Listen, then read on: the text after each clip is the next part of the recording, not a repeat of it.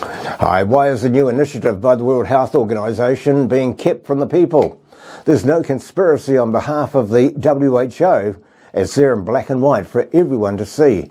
And yet politicians in the US, the UK and Australia are asking the same question about the introduction of this new policy, which will see each country who signs up to it relinquish their power of sovereignty.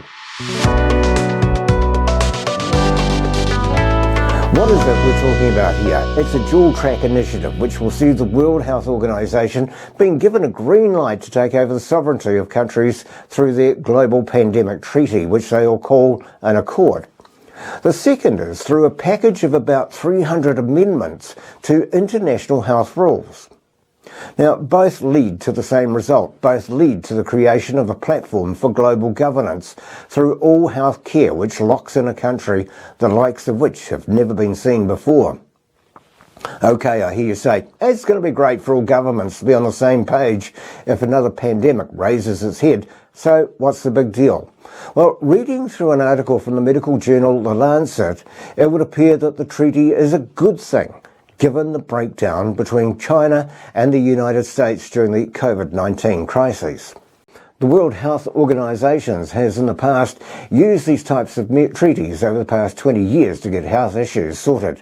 Just think of tobacco. Now, former US Congresswoman Michelle Bachmann noted that the WHO's view of COVID appears to be the same now as it was at the beginning of the pandemic, stating, hey, look, we've learned a lot of things in the past 3 years.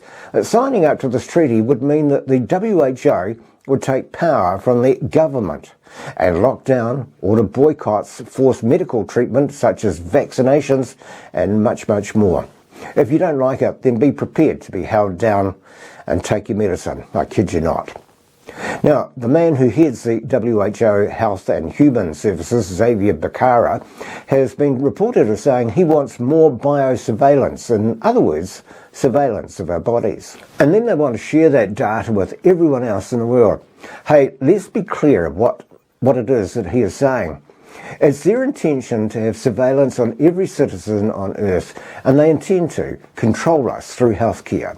By the way, I do not own a tin hat, just passing on the warnings of how the pieces are starting to come together to form a one world government. The question remains as to why it is that politicians around the world are asking why no one has heard about the new health treaty. Well, living in New Zealand, you can understand.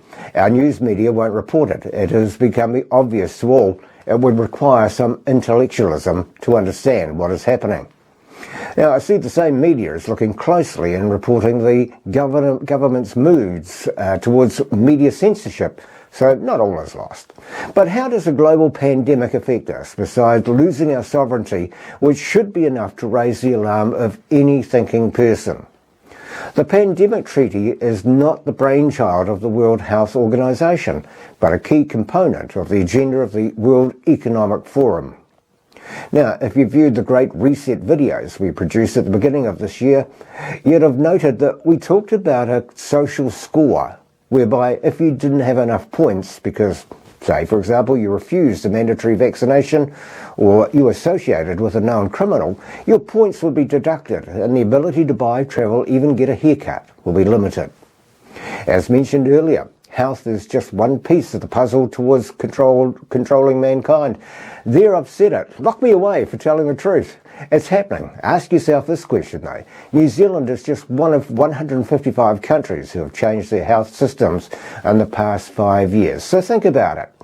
Former Health Minister Andrew Little changed the structure of health into 4 separate entities almost overnight. In the past 5 years, have you been able to access health practitioners as easy as you have? Problems with surgery waiting times, accident and emergency departments being overrun, the increase of the telehealth, the shortages of medical staff are not just limited to these shaky isles, but experienced across the globe. The world's health systems have been manipulated into a crisis which needs a solution, and here it is.